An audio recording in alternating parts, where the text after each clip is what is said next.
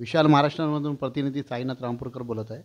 आज आम्ही सोलापूरमध्ये शुभराय महाराज मठामध्ये आलो आहे आणि इथं माई आहे. हे मठाचे सांभाळ करतात आणि ते माई आपल्याला सांगतील इथं कोण कोण येऊन गेले ते. नमस्कार.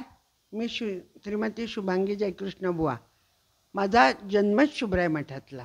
शुभराय मठ ही संत, भक्त आणि देव आणि भगवंत यांची मांदी आळी आहे.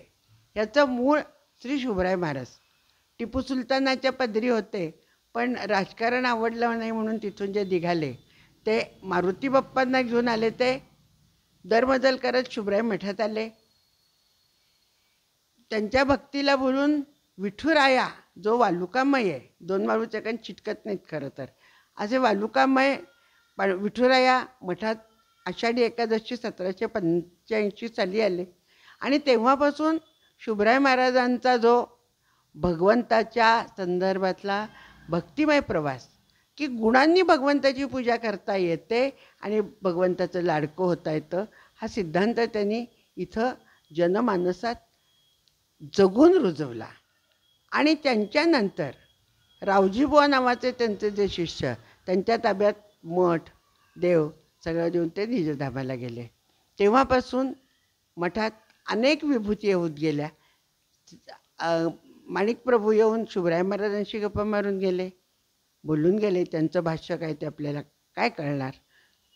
त्यानंतर स्वामी महाराज आले पणजोबांच्या वेळी. त्यानंतर आजोबांच्या वेळी म्हणजे जनुकाकांच्या वेळी श्री शंकरबाबा आले. खरं तर शंकरबाबा सगळ्यांचे बाबा, पण माझे आजोबाच. कारण आजोबा आणि शंकर महाराज म्हणजे एका नाण्याची एकच बाजू, दोन बाजू नाहीत. ज्या जनुकाकांना शंकर महाराजांनी बघताक्षणी भगवत दर्शन दिलं, तर माझ्या वडिलांना मधुबुवांना घडवलं आणि तुम्हा आम्हावर सगळ्यांवर प्रेम करतात. त्या प्रेमाला फक्त आपण स्मरावं, त्या प्रेमात आपण डुबावं, आपलं लोणचं त्यांच्यात बनावं, लोणच्यासारखं व्हावं, मुरून जावं आपण, एवढीच त्यांच्या सर्व संतांच्या चरणी, भगवंताच्या चरणी प्रार्थना करते. सगळे सोलापूरला या असं सांगते, कारण हे तुमचं माहेर आहे शुभराय मठ. इथं नक्की 2 दिवस राहता येतं. मनातलं व्यावहारिक आणि पारमार्थिक गप्पा मारता येतात. इथं गणपती बाप्पा आहे, राम आहे, कृष्ण आहेत, कोण नाही, सगळे आहेत. मग यांची पूजाही करता येते आणि आपल्या मनातलं पण सगळं करता येतं. त्यामुळे माहेरी या, शुभराय मठात राहा आणि भक्तीचा आस्वाद घेत परत आम्ही इथंच राहायला येऊ असं निश्चितपणे सांगून तुम्ही परत जाणार अशी मी तुम्हाला ग्वाही देते. जय शंकर. मी ऐकलं आहे तुमच्या वडिलांच्या वरती शंकर महाराजांनी साडी घालून प्रदान करून नृत्य केलेलं, ते त्याच्याबद्दल थोडं सांगा. आत्ताच दुर्गाष्टमी झाली. त्या दुर्गाष्टमीच्या दिवशी शंकर महाराज मठात होते. सगळ्या छोट्या मुलींना वाड्यातल्या त्यांनी न्हायला घातलं आणि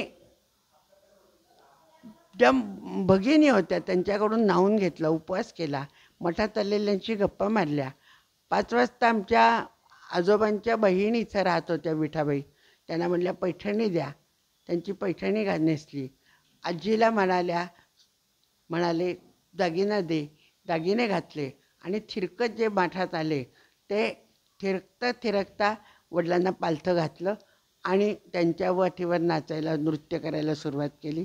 2.5-3 तास शंकर महाराज वडिलांच्या पाठीवर नृत्य करत होते. सगळे हादरले होते, आता पुढं काय बघायचं. पण सगळं संपल्यानंतर फुलारीदारांनी ज्यावेळेस मधुबुवांना विचारलं, काय मधुबुवा कसं काय, एका छान आवाजात त्यांनी उत्तर दिलं, उत्तम. कदाचित मला असं वाटतं त्यावेळेस शुभरायसुद्धा विठुरायासाठी नृत्यच करत असतील.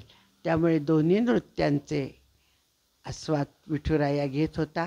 त्याच्यामुळे मधुबुवांना काहीच झालं नाही आणि ते अत्यानंदात होते.